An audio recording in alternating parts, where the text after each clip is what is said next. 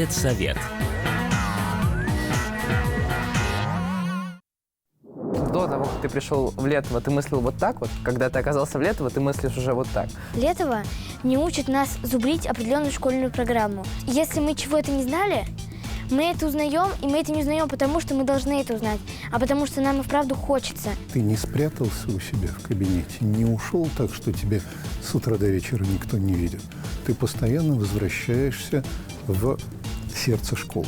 Тебя школа учит как-то приоритизировать дела, которые у тебя есть. У ребенка нет ощущения одиночества. Ты вот встречаешь нового своего соседа и понимаешь, 2 месяца я вот буду проводить с этим человеком как минимум 5 дней в одной комнате. Это очень, мне кажется, полезный навык, который пригодится в дальнейшей жизни, как вообще ладить с людьми. Это просто несравнимо по уровню, по подходу, по вниманию к ученикам. Это, понимаете, это такой космос. При поддержке образовательного проекта Brains by Krok для школьников и студентов. Всем привет! Это Педсовет, меня зовут Никита Белоголовцев. Казалось бы, логичный вопрос. Что я делаю здесь на фоне этого пустыря у Киевского шоссе? Дело в том, что именно здесь, буквально несколько лет назад, практически из ниоткуда, возникла самая обсуждаемая школа России. Это школа Летово.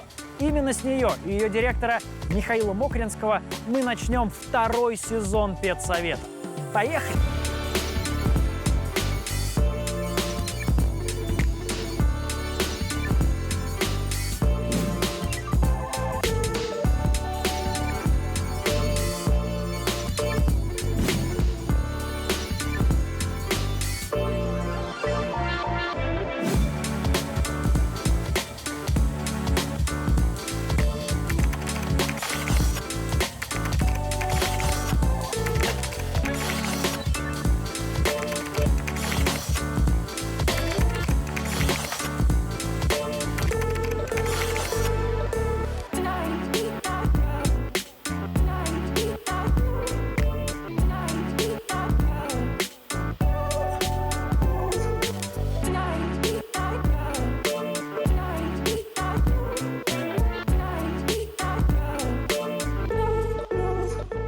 Мы у кабинета директора, почти внутри. Перед тем, как зайдем, обратите внимание, какой перевод на английский язык. Я впервые вижу такой классический перевод русского слова «директор» на английский. Щелочка в кабинет. Можно к Михаилу Геннадьевичу? Спасибо. Мы заходим. Михаил Геннадьевич, здравствуйте. Здравствуйте. Я не буду скрывать, у меня особенное предвкушение от знакомства с вашей школой, потому что я видел, как она планировалась, знаю, как писалась программа. 2 года, да, если не ошибаюсь. И, в общем, здесь оказаться, это увидеть, и это очень приятно. Самое время, потому что теперь можно говорить не о планах, а о том, что уже случилось. Давайте, да, пойдем посмотрим то, что успеем посмотреть. Вперед. Пойдемте.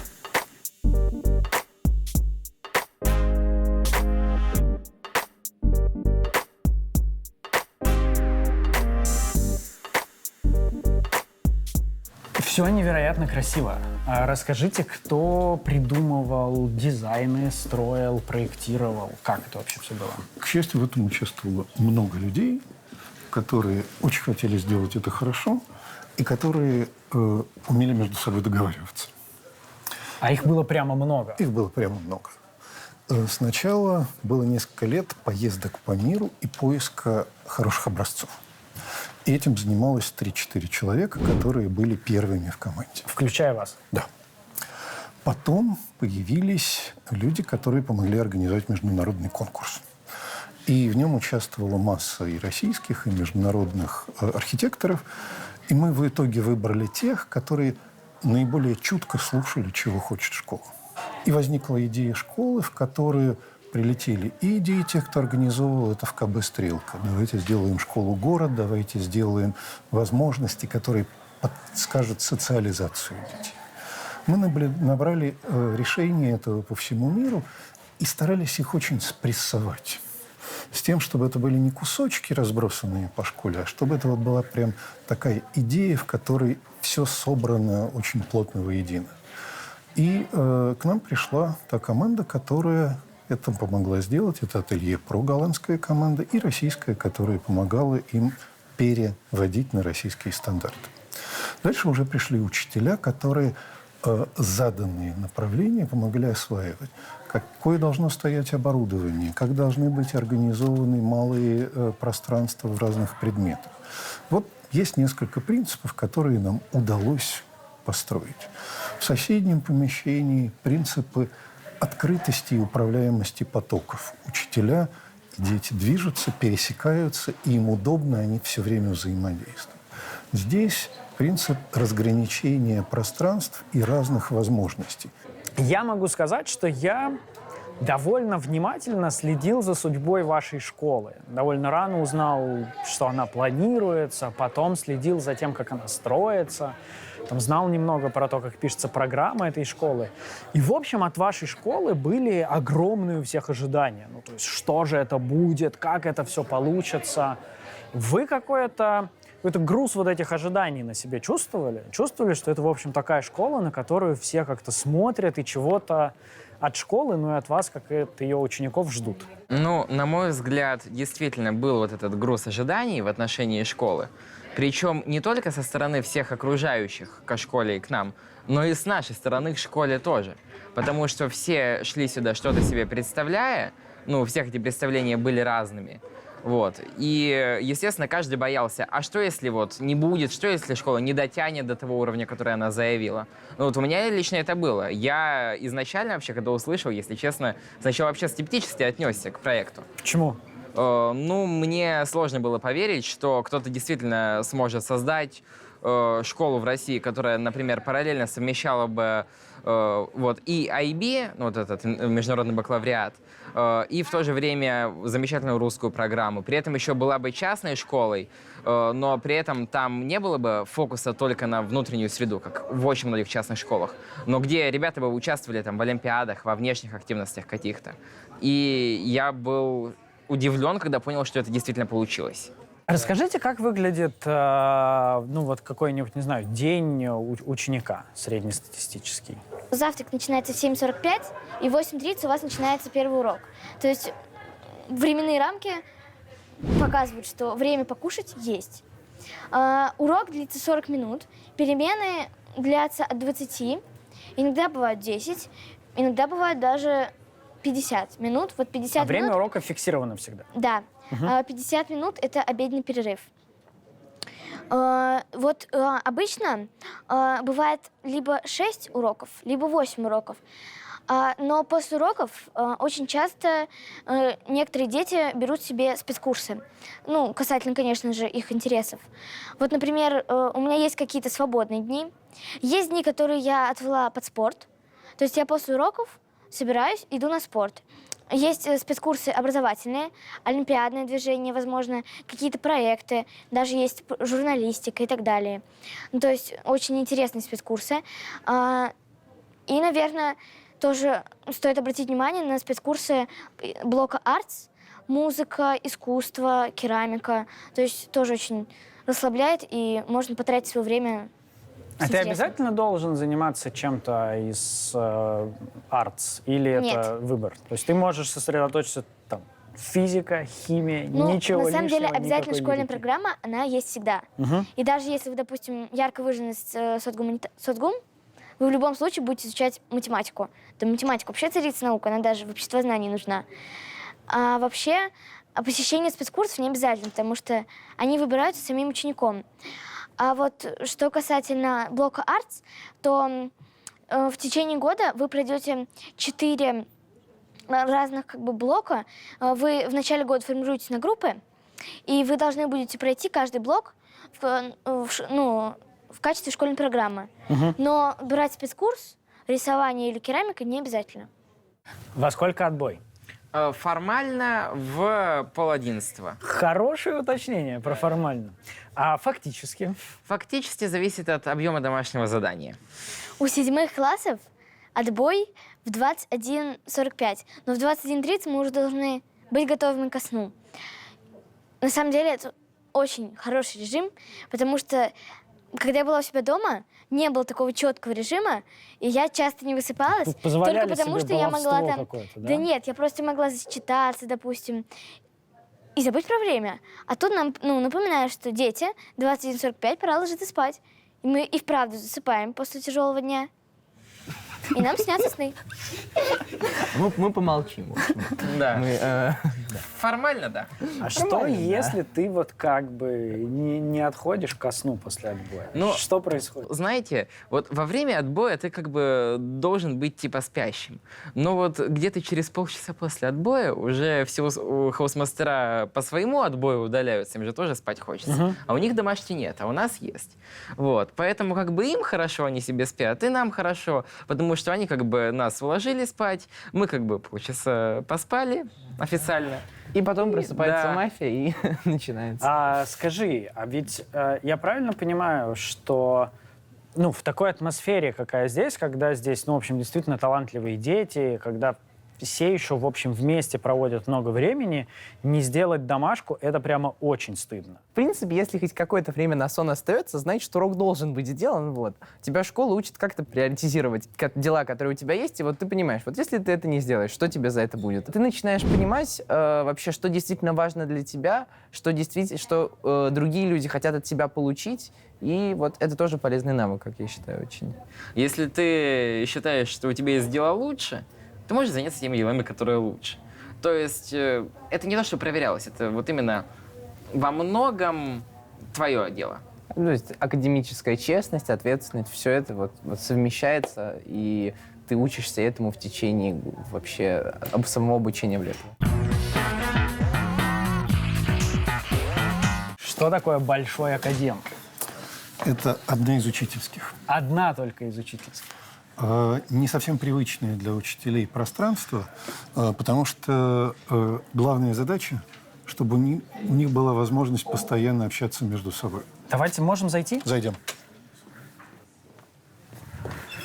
Итак. Я сразу скажу, я работаю в IT-компании сейчас, и, конечно, такой open space — это привычная для меня среда обитания, но это же максимально не похоже на учительские. Почему вот она такая? Потому что здесь два пространства в одном. Если ты хочешь поработать с учеником и с коллегами, у тебя рядом в 3 секундах 10 пространств, которые закрыты, открыты, но удобны для индивидуальной или малогрупповой работы. А это пространство должно быть пространством, в котором вся школа постоянно взаимодействует. Разговаривает. Это одна из важнейших задач. Ты не спрятался у себя в кабинете, не ушел так, что тебе с утра до вечера никто не видит. Ты постоянно возвращаешься в сердце школы. Вы сюда часто заходите? Ну, конечно. Давайте к кому-нибудь подойдем. Ну, давайте посмотрим. Давайте. Литература или история? Литература. Литература. Давайте, литература. Я хотел вас спросить, часто ли к вам в академ заходит Михаил Геннадьевич сюда? И Не очень. не очень. Ну, по крайней мере, я его встречаю редко. Хотелось бы чаще. Нет. Если мне нужно о чем-то поговорить с Михаилом Геннадьевичем, это всегда возможно. Как вам работается в Летово? Что самое не похожее на то, что было до этого? Работает с вдохновением. Они похожи, что покой нам только снится. Расскажи, ты же, в отличие от парней, приехала сюда издалека, из Иваново, да? Это не издалека, 300 километров. Хорошо. Хорошо. Как тебе, расскажи, там, дался переезд, насколько я понимаю, в общем, ну, это такой первый опыт самостоятельного проживания. Расскажи про это.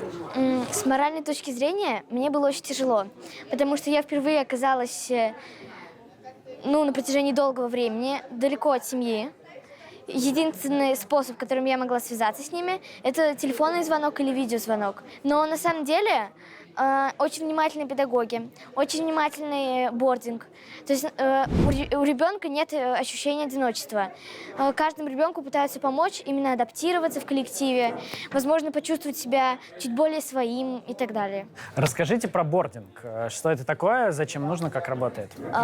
Бординг — это либо в узком смысле отдел проживания, ну, то есть один из департаментов школы, либо в широком смысле это вся система проживания и есть. Ведь у нас, собственно, со всех краев страны есть ребята. На самом деле и большая часть москвичей тоже здесь живет, кроме как на выходных. А в основное время мы здесь живем в комнатах, вот, подвое, с соседями. Ну, мне кажется, что отдел все-таки звучит даже немножечко формально. Я бы сказал, что это даже скорее сердце школы. Там проходит очень много внутренних мероприятий, есть много возможностей других. То есть особенно для полного пансиона бординг выполняет, и, мне кажется, успешно с этим справляется, функцию дома, который сейчас находится далеко. Очень необычно для меня было то, что большая часть сотрудников бординга — это иностранцы, поэтому ты говоришь с ними на английском. И когда ты вот, по сути, полдня живешь в этой среде, ну, во всяком случае, вот в том, что касается твоего общения там с руководством, от того там, ой, а как пройти в хранилище, до того, ой, а можно меня завтра не будет вот в такое-то время после отбоя, я буду там на таком-то мероприятии. Это все на английском, причем, что довольно забавно, как они сами шутят, мы в равном положении. Там ведь не англичане порой служат, там, а мальтийцы, еще кто-нибудь. То есть и для нас если не родной, и для них. Как у тебя меняется ощущение там, школы, товарищей, когда ты с ними проводишь как минимум 5 дней полных в неделю? Это еще очень хороший опыт и, может быть, с какой-то стороны вызов, поскольку в прошлом году в первый раз нас селили многих случайно, те, кто не успел договориться, с кем он хочет жить, и ты вот встречаешь нового своего соседа и понимаешь, 2 месяца я вот буду проводить с этим человеком как минимум 5 дней в одной комнате, где-то полдня. Вот. И это очень, мне кажется, полезный навык, который пригодится в дальнейшей жизни, как вообще ладить с людьми. Неважно, какие у него точки зрения вообще, находить всегда общий язык. У вас был момент, когда вам очень сильно захотелось домой? И показалось, что вот прям нет сил тут оставаться? Все педагоги относятся к тебе так, как будто бы ты их новый ребенок. И вот очень внимательно, пытаются учесть твои интересы, помочь, постоянно пристально смотрят, как ваше самочувствие, моральное, физическое. То есть для человека, живущего в Москве, здесь все-таки начать прям серьезно скучать, наверное, сложно, но желание отсюда уехать у меня нет даже по другой причине. Просто это, понимаете, это такой космос по сравнению вот с тем, что было до этого. Ведь я в хорошей школе учился раньше, в замечательной школе, но при этом это просто несравнимо по уровню, по подходу, по вниманию к ученикам. Но в обычной образовательной системе просто невозможно воплотить то, что сделано здесь. Поэтому ты просто цепляешься за эту возможность, и ты вот живешь этой учебой в школе. Насколько важно, что дети проводят время в библиотеке? Зачем они чаще сюда приходят? Что здесь должны делать дети в идеальной библиотеке 21 века? Дети должны ходить через границу. Это граница онлайн, офлайн. Граница твоего пространства, общего пространства. Так же, как дети дома ходят мимо корешков книг в библиотеке, которые они просто помнят, что они есть, наверное, что-то хорошее и важное. И через 5-10 лет случится первое открытие той или другой книги. Также и здесь они должны научиться ходить. Не только в то, что в интернете есть тексты, но и то, что есть полки. То, что есть полки, с которых товарищ что-то берет, заглядывает, при этом смеется, радуется, наоборот, сосредотачивается. Библиотека про возможность и необходимость переключения с одного режима в другой в реальном мире. Хочешь, уходишь в тихое пространство, где нельзя общаться, где твоя индивидуальная работа. Хочешь, подключаешься к сети и из школы гуглишь, смотришь, что нужно для работы. Библиотека, ресурсный центр. Здесь все время что-то должно по-разному происходить. Давайте попробуем, не мешая, заглянуть. Давайте. Hello. We are probably not interfering into your interactions. Okay. Just talking, a little talk between us. Okay. And you continue as though we're not here. Okay, but we're allowed because we're playing Taboo to expand their vocabulary. Good. Do whatever you did. Okay, so just continue. Я же правильно понимаю, что вообще вся школа практически двуязычная? Да. Насколько сложно это было сделать по педагогам, по детям? По педагогам сложнее, чем по детям. Так, ну ладно, давайте не мешать, не говорить шепотом. Okay, Класс. Something that you're teaching. А это те, кто прямо живут где-то здесь, да? Они живут приехали прямо. работать Да, летом. да, они здесь живут. Я правильно услышал от ваших учеников, что они мне рассказали это как такую байку, что значительная часть иностранцев, которые работают в Летово, не native-спикеры, и получается такая, честная ситуация, что для одних английский не родной, и для других. Так ли это? Конечно. Ситуация, в которой ты постоянно сталкиваешься с тем, что надо войти в чужую зону дискомфорта и там что-то помочь и поправить, это нормальная для ребенка ситуация, когда у него есть младший брат. Здесь, значит, учитель-иностранец иногда может выступать в роли младшего брата, которому надо помочь. Он не все понимает вокруг ни культурно, ни владеет языком. Для ребят это очень привычно. И я слышал, что некоторые специально разговаривают между собой по-английски в коридоре, чтобы комфортнее себя чувствовали педагоги. Две задачки на самом деле. Первая – втянуть в разговор людей, которые иначе из него выключены. И вторая – максимально использовать пространство и время школы для того, чтобы постоянно учиться. Что было самым необычным, когда вы впервые очутились в школе? Вот до того, как ты пришел в Летово, ты мыслил вот так вот. Когда ты оказался в Летово, ты мыслишь уже вот так. Я не ожидал, что в школе в обязательной программе может быть гончарное мастерство. Ты приходишь, и это прям как урок, там есть критерии оценивания. Так что это вообще такое? Вот. Также я был очень удивлен. Я представлял себе как информатику. Это вот ты приходишь, что-то там программируешь, и все. Вот так несколько лет. У нас самые разные критерии. Последний критерий углублен. Тем, кто изучает информатику на углубленном уровне, им нужно было снять 2,5-минутный фильм. Вот. А нам, по-моему, 1 или 2 минуты. И в любом случае критерии такие: свет, звук. То есть что-то вообще такое совершенно удивительное. И ты понимаешь, информатике? На информатике, да. И вот, нам рассказывают, как это делать. При этом у нас есть доступ к самым лучшим современным приложениям, на которых делаются настоящие фильмы. И мы учимся этому, пробуем себя в разном. У нас ведь оценки выставляются не просто на основе того, что вот ты написал контрольную, ты там выучил учебник, знаешь тему, и все, свободен. А у нас есть вот эта вот тема вся с критериями, где ты должен каждый предмет не просто понимать, но ты должен уметь там условно написать эссе, даже если это физика, допустим, и мы реально писали эссе по физике, по химии, по биологии. Ты должен там уметь придумать какой-нибудь исследовательский проект, ты должен уметь поставить эксперимент, в общем, сделать все, что вообще возможно в рамках какой-то научной сферы. И вот так как в такой традиционной системе образования этого почти нет, там, написание эссе по физике, каких-то больших практических работ, а здесь это есть, вот это было таким новым опытом для меня. Очень интересно то, что Летово не учит нас зубрить определенную школьную программу. Летово учит нас думать, расширять наши мысли, наш кругозор, наше мировоззрение. То есть, если мы чего-то не знали, мы это узнаем, и мы это не узнаем, потому что мы должны это узнать, а потому что нам и вправду хочется, нам интересно узнать что-то новое. Потому что каждый учитель преподносит нам это так, что у нас зажигается интерес, искра в глазах появляется. И вот именно то, что мы учимся думать, а не делать как машины. Смотрите, у нас тут произошла классная встреча. Мы тут встретили Ульяну в классной футболке. Ульяна, привет. Здравствуйте. Расскажи, в каком ты классе учишься? Я учусь в 9 классе.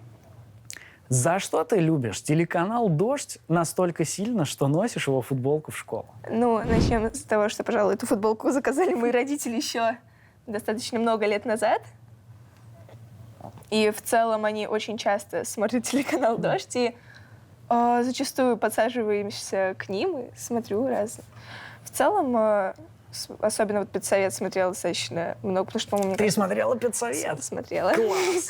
По-моему, это очень интересный формат. А школьная форма? Потому что я, скажу заранее, не гуглил, но я был уверен, что она у вас есть. У нас нету никаких формы там с эмблемой, ничего.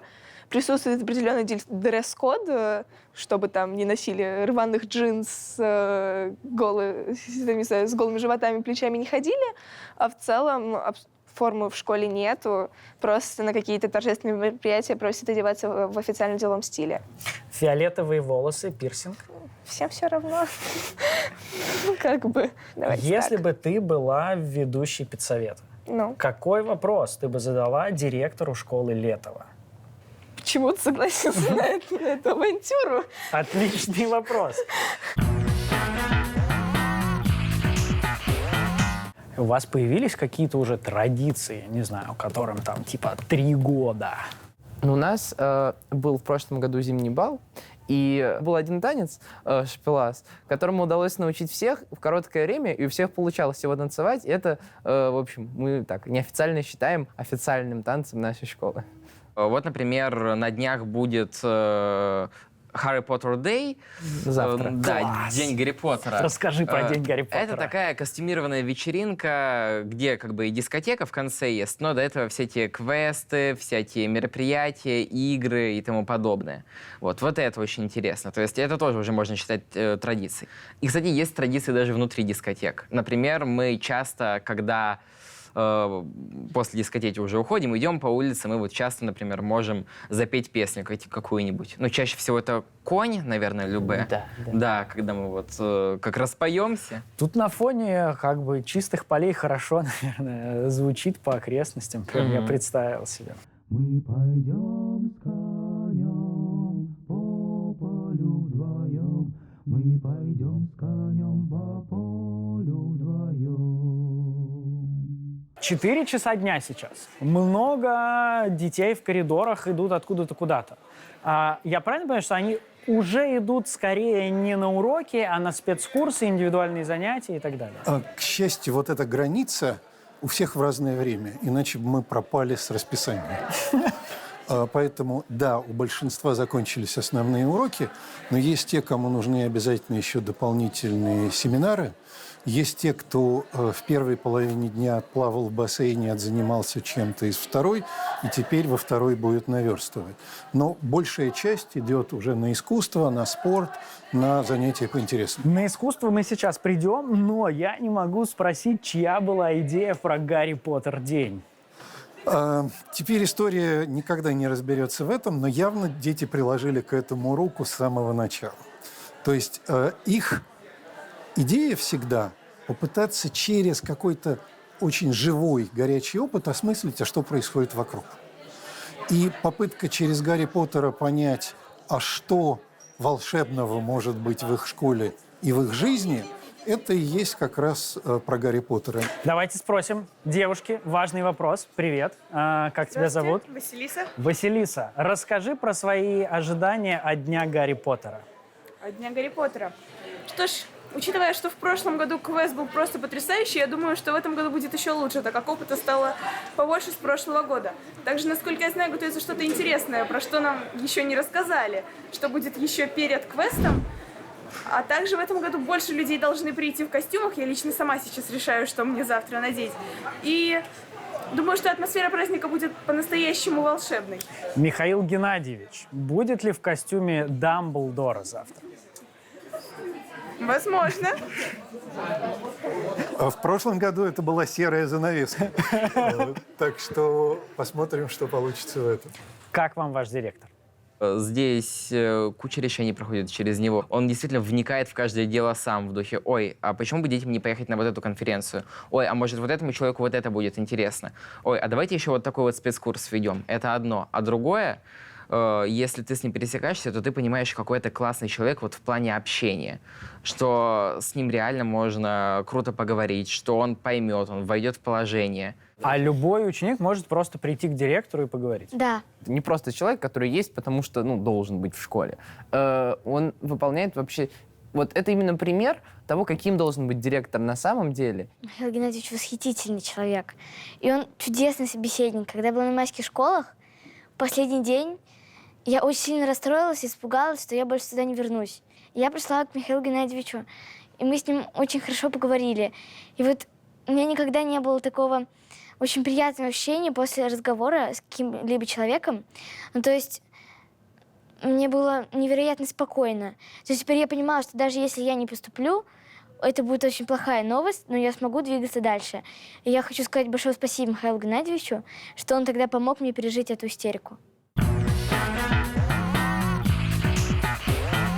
Я правильно понимаю, что вообще одной из ключевых особенностей философии Летова, что мы не школа, где не знаю, будущие физики 10 часов в день занимаются физикой, а мы школа, где есть вот это все, где есть художественные предметы, и где ты, ну, в общем, по-хорошему вынужден заниматься разными вещами.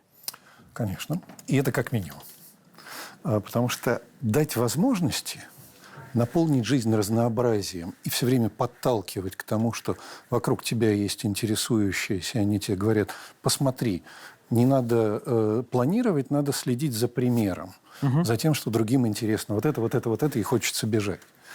И это основная задача. Сначала создать ситуацию, когда вместо недостатка возможностей их избыток.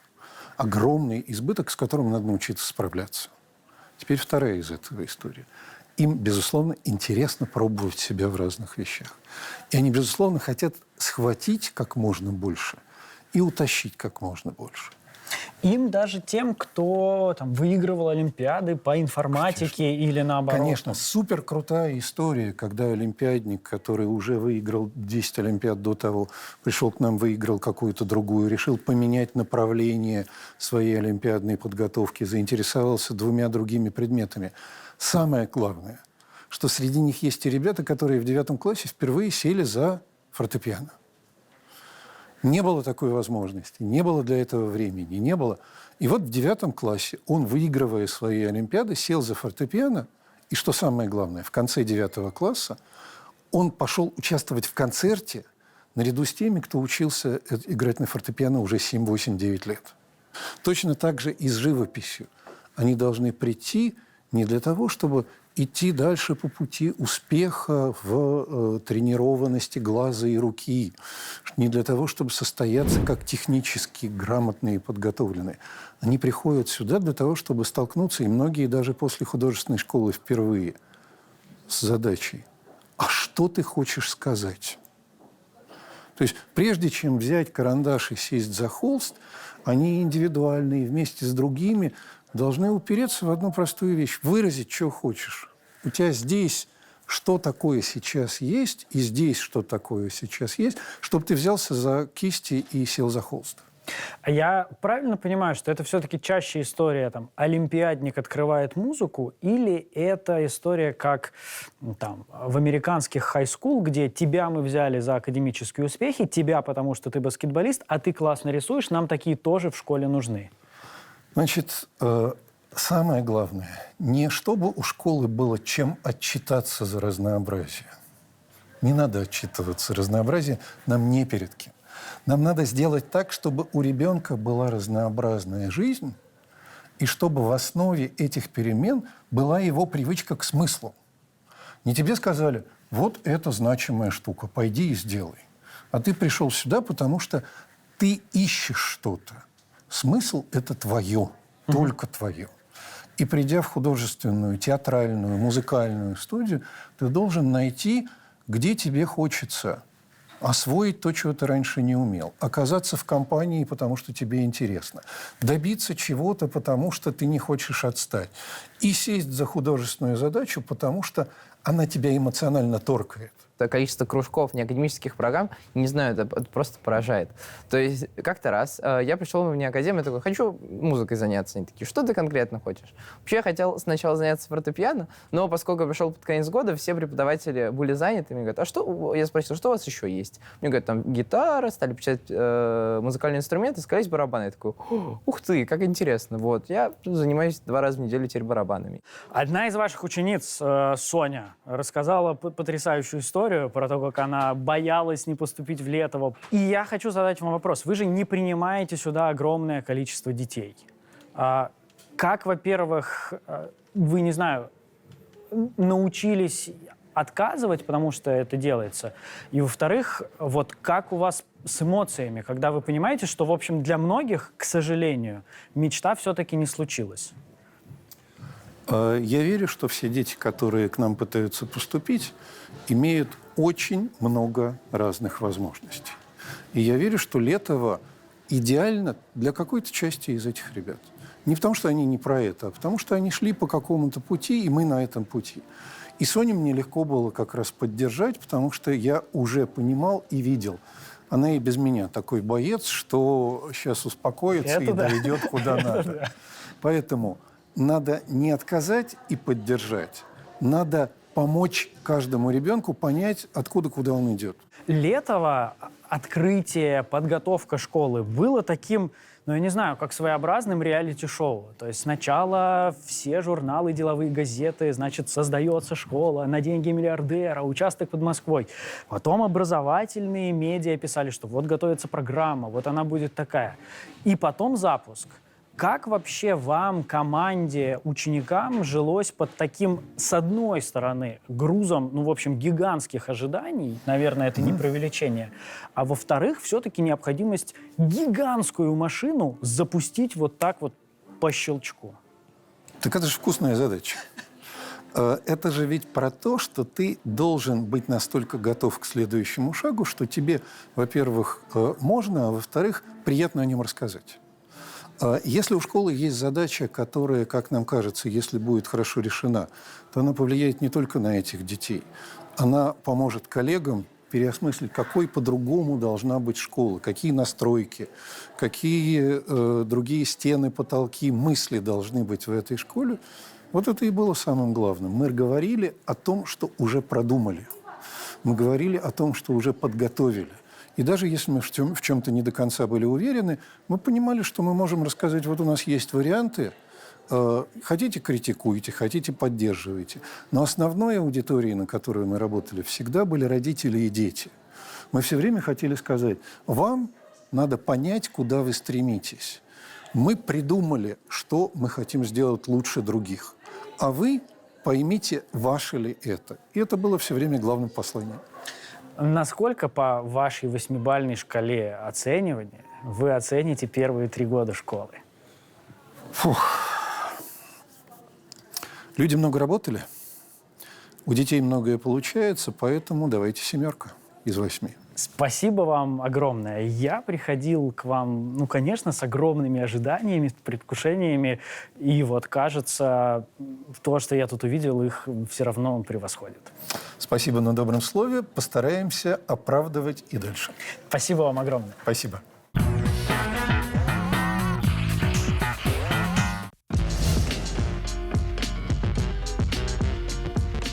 На самом деле я не решал. Я даже очень скептически был настроен.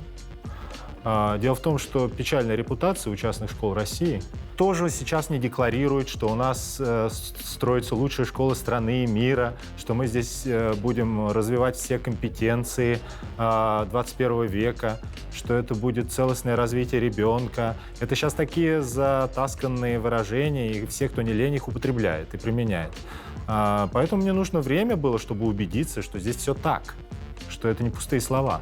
Вот, и это так и произошло. Я вообще не собиралась сюда, меня уговорили.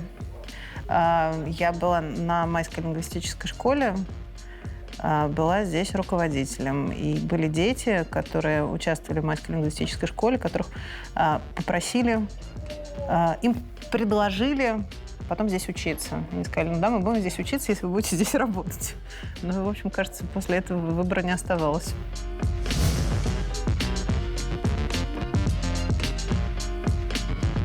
Я не могу быть уверенным, что нет уважительной причины, не поговорив с ребенком, а в нашей системе, нашей школы, не поговорив с наставником ребенка. Наставник ребенка знает момент в его жизни. Он мне может сказать то, что ему доверил ребенок, в смысле причину, по которой он мог пропустить урок. Потому что причины бывают самого разного характера, семейные причины, бывают разные печальные события в семье, которые ребенок не хотел бы, чтобы они распространялись. Но, по крайней мере, наставник может сказать, что по уважительной семейной причине. Для меня этого достаточно. Я вообще в этом плане, наверное, плохой преподаватель. Я не отмечаю, кто не пришел.